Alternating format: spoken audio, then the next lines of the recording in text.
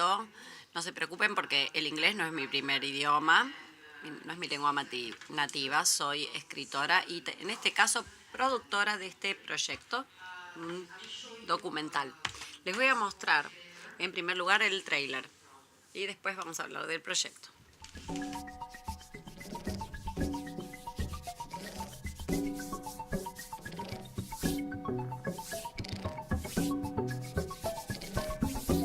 Menores refugiados y sus smartphones.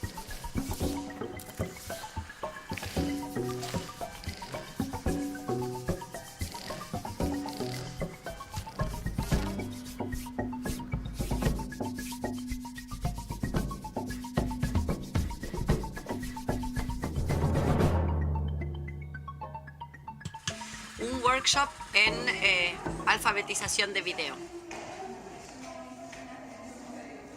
Io direi che non so se ti ho risposto, però questa cosa. No sé si es una respuesta. El punto de vista es importante.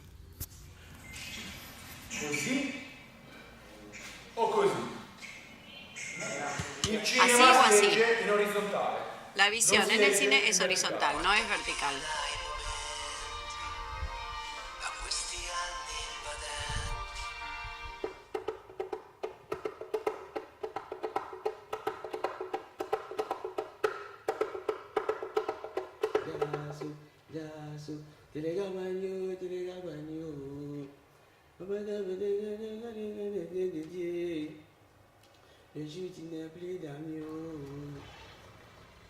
Stiamo andando verso Ortigia. Qua è la pesce. Abbiamo mangiato un panino. Un carne di cavallo. Usamos la bicicleta, Ketchup, comimos un mayonesa. sándwich. Estamos Sí, esperando tenía el ketchup, autobús. mayonesa. Estamos esperando el Speriamo che bus. basta. Esperamos que llegue. Nel deserto. Parece que estamos en el desierto.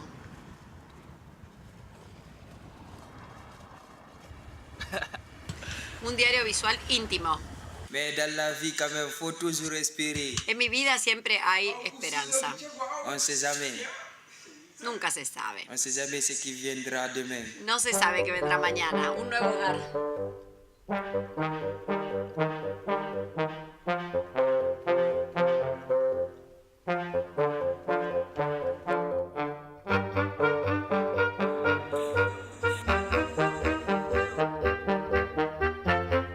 Un trabajo.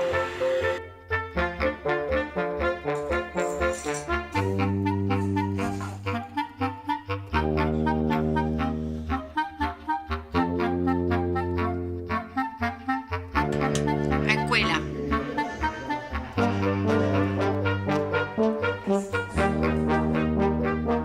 Tiempo libre.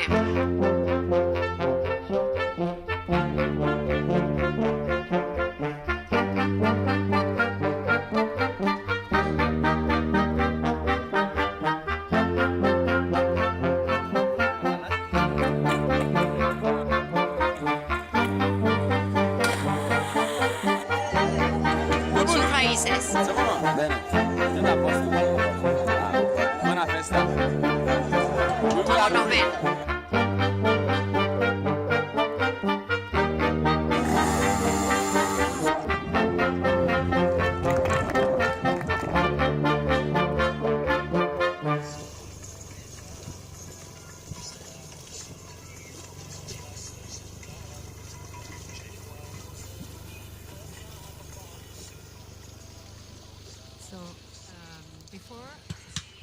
Antes de explicar y ver cómo se hizo el proyecto y lo que pueden ver en el documental, quería darles un poco de contexto de lo que estaba pasando en Italia en este momento.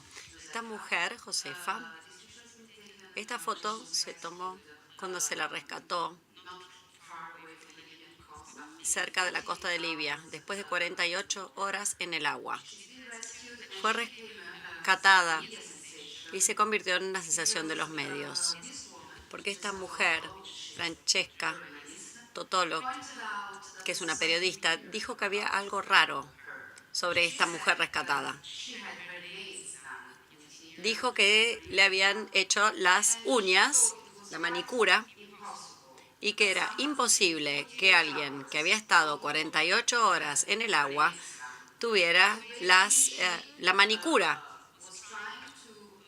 Entonces, básicamente, lo que estaba tratando de destacar, que esto era falso, que era una actriz o no quería restarle valor al trabajo de los rescatistas. Cuando leí esta noticia, me sorprendí mucho porque era tan perfecto que aunque lean mucha información por día, se plantean, ¿esto es posible? Alguien que está 48 horas en el agua, ¿cómo puede tener las uñas así pintadas? Es raro. Entonces, estuve escarbando un poco y esperando más información. Y después de unos días, otro periodista de otra revista, la Internacional, que estuvo en ese barco, descubrió, es un barco español, descubrió que no tenía las manos pintadas, sino que se las habían pintado para relajarla, porque es algo que uno hace cuando se tiene un trauma o cuando te cuidan. Entonces hizo un tuit y escribió la historia real. Ha sido rescatada, no tenía las uñas pintadas.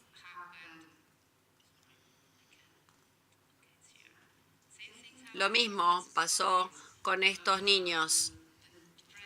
La prensa, los medios sociales empezaron a decir que estos niños eran muñecos, que no era cierto que la gente estaba muriendo, que eran marionetas.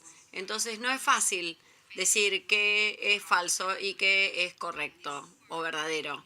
Las noticias falsas, el fake news, está en todas partes. Es una forma nueva de llamar a un concepto muy antiguo que es el concepto de la propaganda. Hace muchos años, en un campo de concentración en Theresienstadt,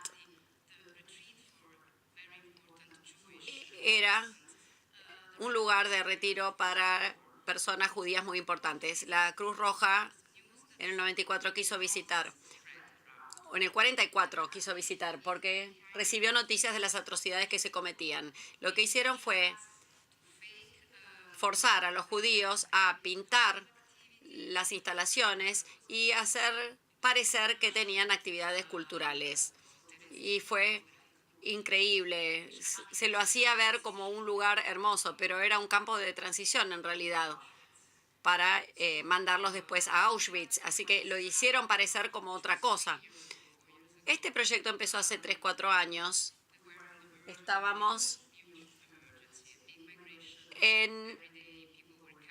ante una gran emergencia, una inmigración enorme de personas que venían por agua o por tierra. Y todas las noticias tenían que ver con esta emergencia increíble. Era muy difícil saber más acerca de estas personas, quiénes eran, porque los números eran increíbles. Había emergencias, la gente moría. Teníamos muchas estadísticas, números, la edad de la gente, los países de donde venían, pero no sabíamos exactamente quiénes eran estas personas. La emergencia se estaba comiendo todo. La gente moría todos los días. Era muy difícil. Era una enorme emergencia. Pero abrimos nuestros estados, empezamos a construir infraestructura para ayudar a estas personas a organizarse. Hablamos de integración, tratamos de hacer lo mejor que podíamos para enfrentar esta emergencia que era inusitada, increíble. Recientemente, las cosas empezaron a cambiar y pasamos por otra emergencia. Básicamente, de pronto, cerramos nuestras fronteras, no permitimos que los barcos lleguen a los puertos. No sé si conocen la historia del Aquarius, que tenía muchísimos refugiados y no lo aceptamos en Italia y después terminó yendo a España después de 10 días. O el Diciotti, que se se quedó en Catania durante una semana antes de que la gente pudiera bajar a tierra. Básicamente, cambiamos la narrativa y de hablar de la integración y tratar de pensar qué podíamos hacer, empezamos a hablar de rechazo, de recepción a rechazo. Esto es en los últimos 2 años, básicamente. Es difícil saber o pensar en esto. Natalia Ginsburg, una gran escritora italiana cuya familia fue perseguida durante el fascismo, dijo que la caridad y la justicia son las virtudes más importantes, pero que la justicia es más importante, porque si uno no la tiene, la caridad no sabe cómo actuar, no tiene una referencia. ¿Seguimos teniendo caridad? ¿Seguimos teniendo justicia en Europa? Esto no es realmente el foco de nuestro proyecto, pero hay una pregunta que tiene que ver con nuestro proyecto. ¿Cómo llegamos aquí? Y creo que la respuesta es narrativa. Cuando empezamos a pensar en la palabra proyecto, queríamos saber un poco más acerca de los refugiados. Como les dije, estábamos confundidos por las noticias, las emergencias. Era muy difícil tener una idea real de quiénes eran estas personas. Entonces, buscando la información, descubrimos algo increíble. En el momento parecía algo increíble, por lo menos. Y esta gente que estaban huyendo del hambre, de las zonas de guerra, de la persecución, llegaron a Italia sin zapatos, sin nada, pero tenían un celular, porque el celular era muy importante. Entonces, para ellos es no solo una forma de comunicarse con la gente que dejaron en sus países, sino también algo que puede ser útil en el lugar a donde llegan. Entonces, antes del teléfono celular era muy difícil hacer algo y conocer personas y acceder a la información. Pero ahora lo único que necesitamos es Wi-Fi. Básicamente entendimos que esta era una migración digital. La primera migración digital y que todos tenían un celular. No, bueno, todos, pero la mayoría tenían un celular.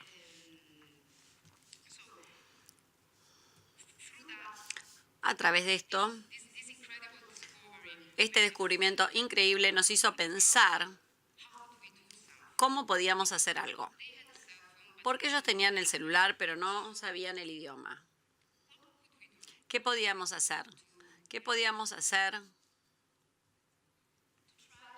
para tratar de tener una conexión? Pensamos en contar una historia y permitirles contar una historia, que esto sería importante para ellos. Si uno cuenta una historia, uno puede resurgir de la oscuridad. Si hacemos que hablen, que nos hablen,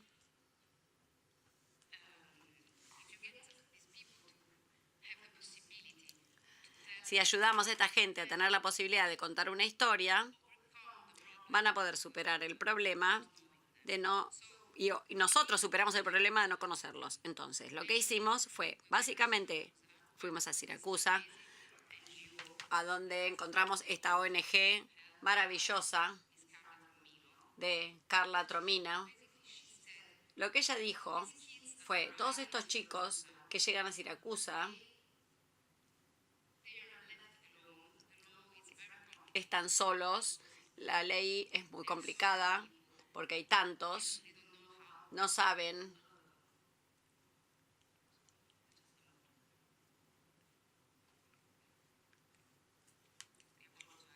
pido disculpas. Estoy un poco emocionada.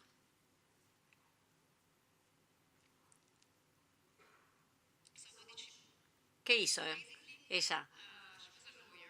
Era abogada y dijo, bueno, estos chicos necesitan una forma de ser salvados. Soy abogada y puedo hacerlo.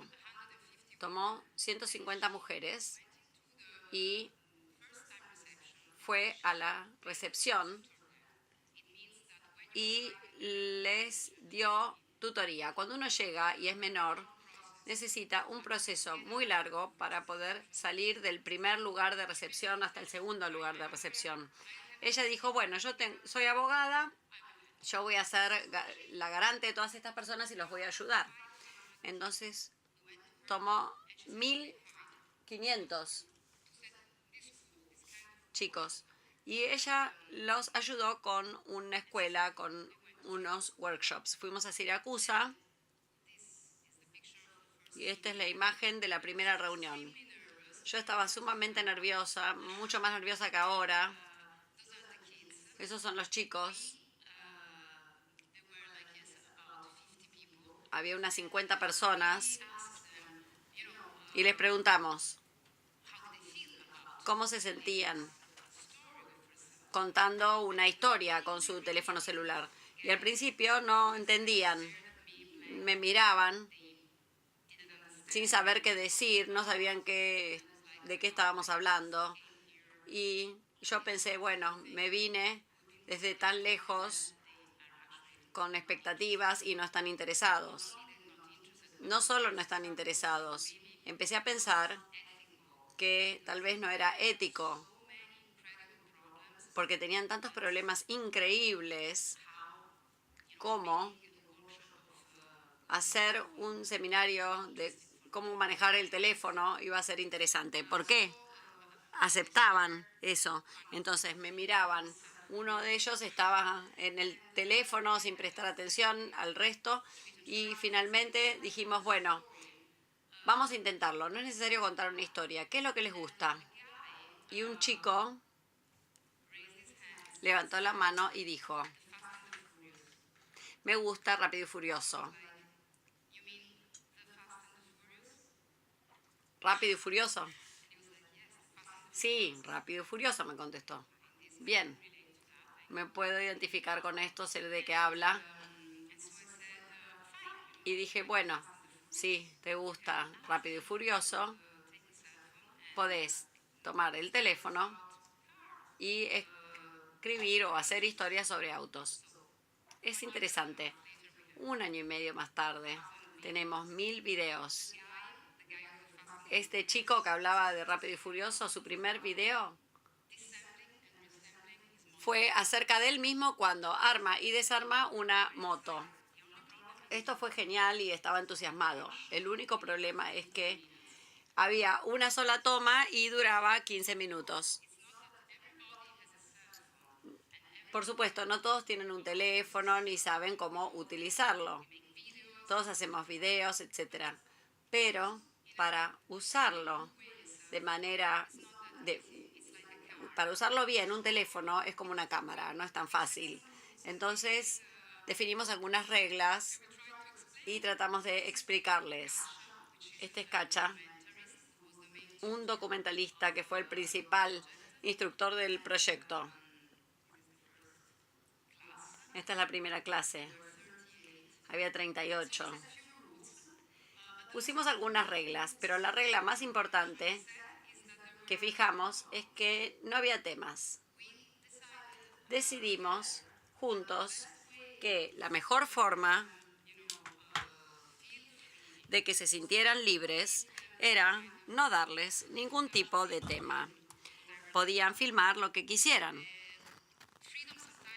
La libertad a veces es peligrosa porque hay muchas opciones y nos puede agarrar el terror de la página en blanco, pero también hay muchas sorpresas. Después de tener una clase con un director de fotografía, por ejemplo, Lamin, este chico de Nigeria, hizo este video.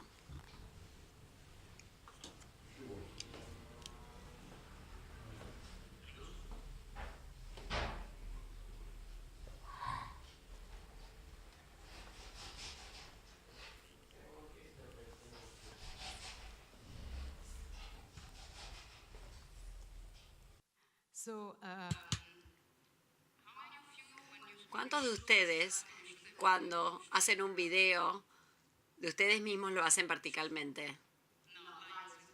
Mienten. Es más que eso. Básicamente, fijamos una regla, que es, tenemos que hacerlo horizontalmente. Si vamos a usar el teléfono y queremos tener una imagen clara, tenemos que hacerlo horizontalmente. Este es el director de fotografía y les puedo prometer que esto fue lo más difícil de lograr. Nadie quería poner el teléfono celular horizontalmente. No es algo que sale naturalmente. Y tal vez no esté bien. Hemos cambiado tantas veces en los últimos siglos que tal vez el futuro sea vertical. Pero por el momento nosotros decidimos que teníamos que hacerlo horizontal porque las pantallas de televisión y del cine siguen siendo horizontales. También tuvimos un diseñador de sonido que es excelente. En realidad, tiene un sentido enorme del oído, es ciego, entendió la tradición que tienen estos chicos con el sonido y la música. ¿Saben cuántos videos tuvimos que se hicieron solo con sonidos, los sonidos de la naturaleza, el viento, el agua? Es increíble lo exitoso que fue esta clase. Acá estamos conversando. Nos llevó 8 meses de reuniones, 2 veces por semana. No sé si lo dije antes, pero fueron reuniones 2 veces por semana durante 8 meses y no fue fácil hacerlos venir. Por lo que les dije antes, su vida es realmente complicada. A veces no aparecen porque tienen un problema con la visa. Otras veces porque estaban sumamente tristes. Decidimos mostrar películas y no mostramos Rápido y Furioso. La primera clase que tuvimos, mostramos Screen Test de Andy Warhol. No sé si han visto esto, el Screen Test. Esta mujer, no es conocido su nombre. Esto es como una selfie de los 60, en donde la gente entraba a una fábrica y quedaba en silencio frente a cámara y había que reaccionar a eso. Entonces, lo que pasó con esta mujer es que muy lentamente empezó a llorar. Yo estaba un poco nerviosa cuando mostramos esto, porque estos chicos tienen 16, 17 años, pero la recepción fue increíble. Estaban maravillosos y en silencio. Y la semana siguiente, nosotros recibimos muchas de estas. Hicieron su propio screen test, las pruebas de cámara. Muchos de ellos estaban sonriendo, algunos estaban en silencio y algunos estaban presentando cómo son, cómo se sienten. Decían muchas veces gracias, gracias, estaban muy agradecidos. Esta es otra película, Kim Ki-duk, un director coreano, que es bastante duro. Mostramos un documental que hizo en el 2011, que es un documental bastante duro. Es la historia de un director que está en una montaña, en un lugar donde está muy deprimido. Alguien murió en el set en donde estaba filmando y básicamente está grabando su rutina diaria. Acá pueden ver que se lava los dientes, orina en un agujero en la tierra. Es muy difícil, muy duro. Y los chicos estaban muy intrigados con el misterio de este documental tan raro, pero no sabían cómo reaccionar a eso. Entonces, el instructor, Kacha, empezó a hacer películas de su rutina diaria, como ducharse, lavarse los dientes, y empezaron a hacer lo mismo ellos. Acá tenemos a Moore, que es de Gambia. Hizo una rutina de 15 minutos en el centro de recepción Y lo que es sorprendente sobre este video es que él decidió darle el celular a alguien y él fue seguido, lo iban siguiendo y tenemos estas imágenes.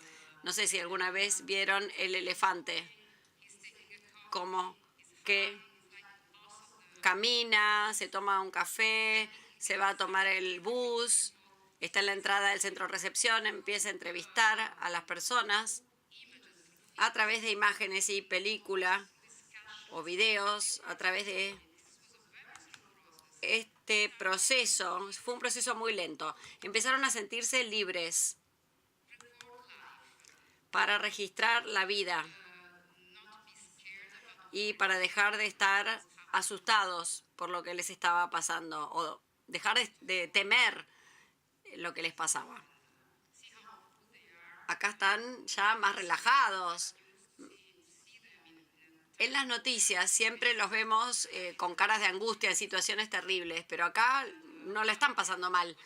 Entonces, creo que les dimos el permiso para interactuar con la realidad que tenían frente a ellos y dentro de ellos. Algo que es muy importante, no solo para ellos, sino para todos los adolescentes, es levantar la cabeza del celular y mirar hacia un poco más allá. La pregunta es, ¿levantaron la cabeza? ¿Y en qué están interesados? Esta es la pregunta.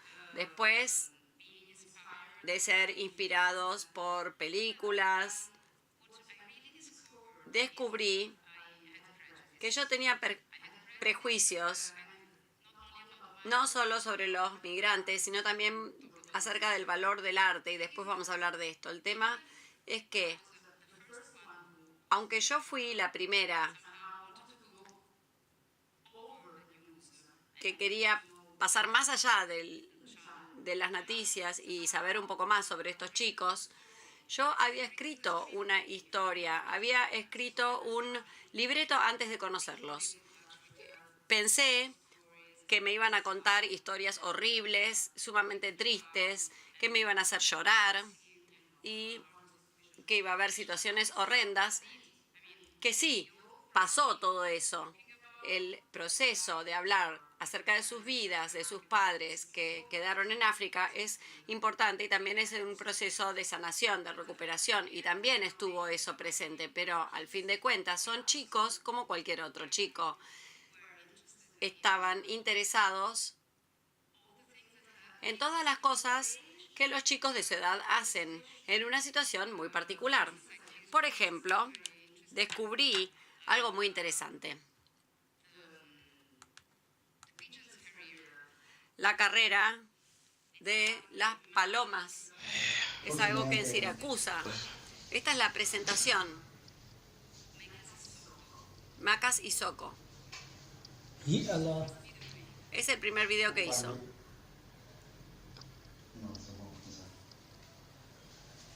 Ciao a tutti, come stai? A posto? Io sono Sissoko Meka Dango Mali.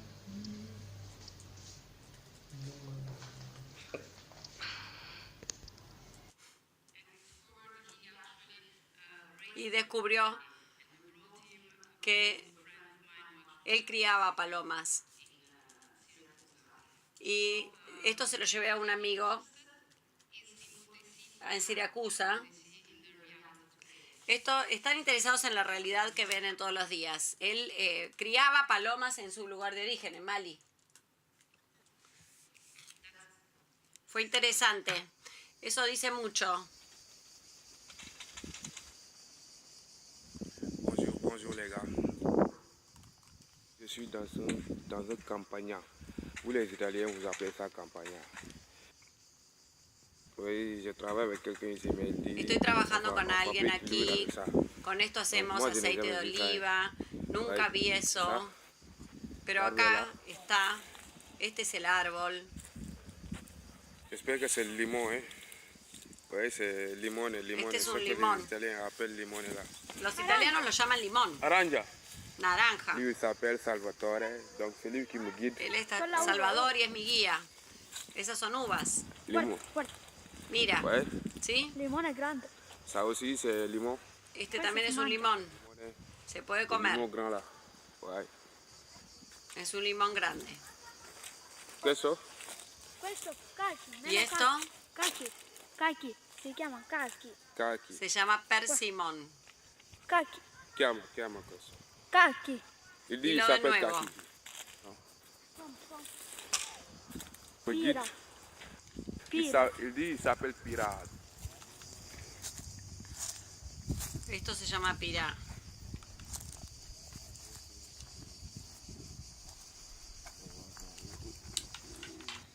Je pense que c'est goyave. Come si chiama questo? ¿Cómo se llama? Non mi ricordo. No me Non mi acuerdo. ricordo. Papà, come si chiama questo? Come si chiama questo? ¿Cómo se llama Devi esto? cantare.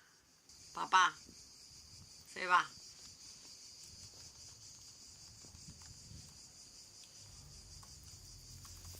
Je n'ai jamais vu ça. Il y a beaucoup de choses en Afrique, mais ça, là, je ne l'ai jamais vu en Afrique. Nunca he visto esto en África. So that was more. Esta es la persona que estaba reconociendo los alrededores de Sicilia y me pareció muy interesante. De ese pequeño niño que le muestra el lugar, ¿no? Ese nenito chiquitito. Me pareció muy interesante en cuanto a la integración, ¿no? ¿Cuál es el nombre de esta fruta? Las cosas básicas. Esta interacción fue tan íntima por el celular, por la presencia del celular.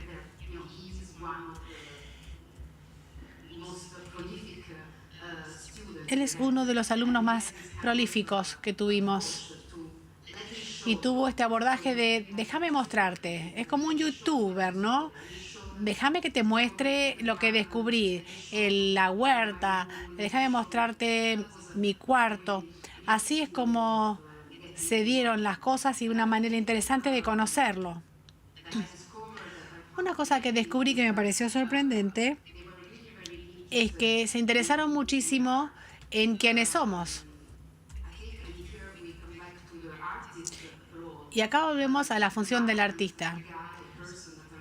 Un inmigrante, una persona que viene del exterior, nos ve con los ojos bien abiertos. A la gente le parece que el racista no acepta a los extranjeros por sus tradiciones, por el olor o por ese tipo de razones, ¿no? Por ese tipo de tradiciones, ¿no? Que parecen extrañas. Pero la realidad, lo que uno teme es el temor de que los otros miren las tradiciones de uno, de sentirse observado. Y hablando de arte, tenemos este cuadro sorprendente de Picasso, el Guernica, que explica mejor lo que estoy tratando de comentarles. Un nazi le preguntó, ¿usted de verdad que pintó esa pintura horrible? Y él dijo, no, fueron ustedes, no yo, el que lo pintó. Entonces muchos de los videos que hacían los chicos eran sobre nosotros. Estaban sumamente interesados en quiénes somos nosotros. No siempre es tan potente, ¿no? Perdón.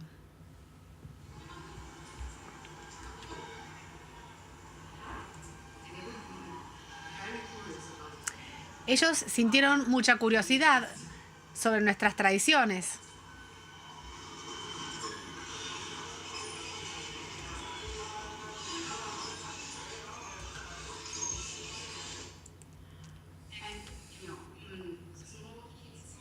Los niñitos que van en las motos o el orgullo gay, ellos nos estaban observando y descubriendo quiénes éramos.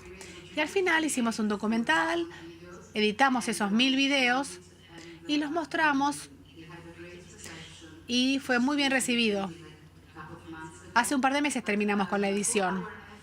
Todo nuestro esfuerzo, es un poco irónico, ¿no? Pero todo nuestro esfuerzo para salir en los titulares de la prensa sobre la tristeza de estos niños pobres. La prensa dijo, ese es el título, refugiado pequeño con celular que cuenta historias de temor, tristeza e integración. El documental no tiene nada que ver con el temor, ni con la tristeza, ni con la integración. Así que la narración siempre es complicada, ¿no? O siempre es difícil de narrar de la manera que uno desea, pero la idea general era esa, ¿no? Tratar de encontrar una manera de contar las historias de estos niños sin filtros, que ellos en realidad fueran los protagonistas y que nos mostraran a nosotros quiénes eran. La otra idea, por supuesto, era usar esto como una herramienta para la integración. Lo vamos a mostrar en las escuelas, para que los jóvenes, los adolescentes, puedan ver a estos otros adolescentes de la otra parte del mundo para ver cómo son, cómo se comportan, cómo actúan en situaciones diferentes, pero exactamente de la misma manera. Muchas gracias. Gracias. Camila, ahora, ese grupo de chicos, ¿dónde está? Can I answer in English? Well, we started, they were 38 actually. And then... Eran 38. Durante el proceso fueron quedando menos. El que realmente estaba inspirado, los que estaban inspirados y entusiasmados eran 10 básicamente.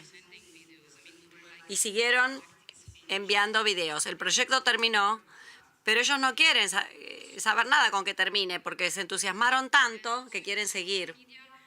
Y también están posteando en medios sociales con amigos, familiares, incluso los que abandonaron las clases hicieron videos de distintas maneras. Y hacen muchos videos y son geniales. Desde el punto de vista del proyecto, ha sido un éxito. Desde el punto de vista humano y humanitario de las relaciones, es muy complicado para nosotros porque empezamos una relación, una gran amistad. Y el problema en Italia con la ley es que cuando llegan a los 18, ya no son más refugiados. Cuando llegan son refugiados hasta que tienen la edad de 18 años. Después de los 18 tienen que tener una visa y para obtener la visa tienen que demostrar que tienen que quedarse, necesitan quedarse en nuestro país. Para tener el título de refugiado es muy complicado. Nosotros dábamos una visa humanitaria. Uno no puede volver al país de origen porque ya no tiene familia, ya no se puede mantener solo. Los vamos a mantener aquí, pero con la nueva administración, básicamente dijeron que no querían dar más la visa humanitaria. Para responder a la pregunta ¿qué va a pasar con ellos? Depende, caso por caso. Depende su historia. Si tienen suerte, si tienen un buen abogado, por ejemplo, todos estos chicos tienen esta abogada genial que fundó la ONG. Así que esperamos que estén en buenas manos. I wanted to ask if the kids were involved in the final cut, in the editing of the documentary. Los chicos participaron en la edición del documental. No. Fue muy difícil hacer la edición de la película porque teníamos más de 1000 videos. No es como una película en donde uno quiere poner todo lo mejor y además dar entretenimiento. Teníamos esta responsabilidad con todas las personas que habían participado.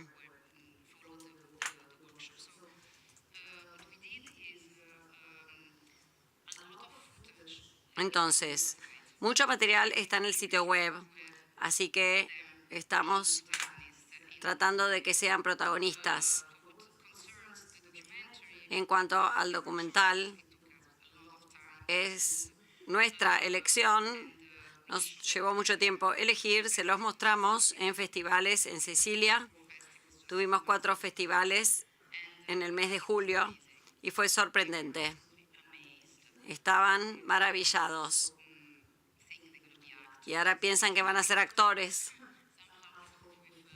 Y tenemos que lidiar con eso, con este tipo de problemas. Pero bueno. Ok, otra pregunta. Any other ¿Y qué está haciendo ahora el grupo de profesionales, ReFuture? ¿Qué está haciendo ahora? ¿Cuál es el próximo proyecto? ReFuture was actually just for this project. Fue solo para este proyecto. El futuro de los refugiados es un acrónimo, una sigla.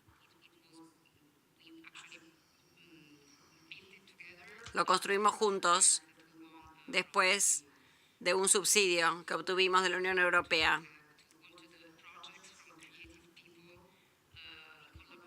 Entonces, son proyectos de gente creativa en colaboración con trabajadores sociales. Nosotros solicitamos y obtuvimos este nombre, ReFuture. Tenemos un workshop en Sicilia, una universidad conectada con el proyecto que está haciendo en 140 países estos videos. Y yendo a universidades a hablar del proyecto. Tuvimos una conferencia TED, porque TED es un socio. Tuvimos una TED en septiembre sobre el tema de los refugiados para hablar del proyecto. Y esta organización,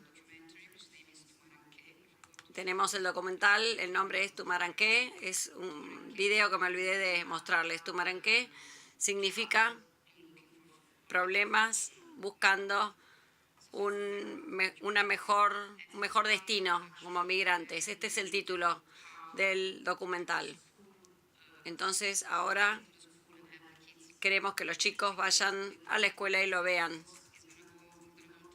porque con los festivales van a estar en televisión, pero lo que queremos es que vayan a la escuela. En este momento, estos son el principal problema para mostrar el documental. Tenemos de la comunidad europea muchos pedidos para ver si lo podemos hacer en Bélgica, por ejemplo, donde hay una situación sumamente problemática. No estamos listos.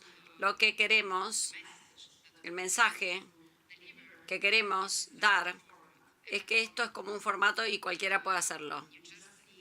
Solo se necesita una ONG que ayude, un buen instructor que sea capaz de utilizar un celular y hablar con los chicos, mucha paciencia. No es necesario tener un documental. Somos gente de la industria del cine, así que nosotros queríamos un documental, pero es el proceso lo que es importante.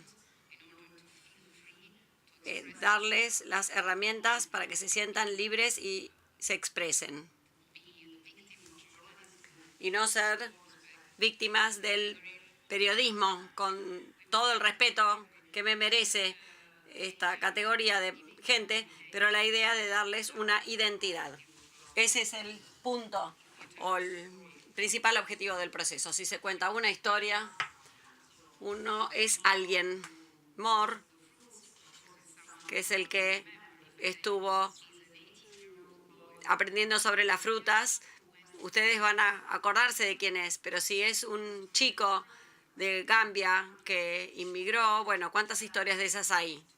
Cientos. Entonces ese es el punto, darles algún tipo de identidad, de distintivo, y que ellos no se sientan asustados de revelarse a sí mismos, de revelarse como son. Hay muchos videos en donde hablan a cámara porque es algo que tiene que ver con los medios sociales. tener la fuerza, el coraje de tomar una cámara y hablar de cuáles son los sueños. Es muy intenso y es genial. Gracias, Camila. Muchas gracias. Sensacional. Ojalá se expanda por otros países de Europa. Muchísimas gracias. Muchas gracias. Muchísimas gracias. Felicitaciones.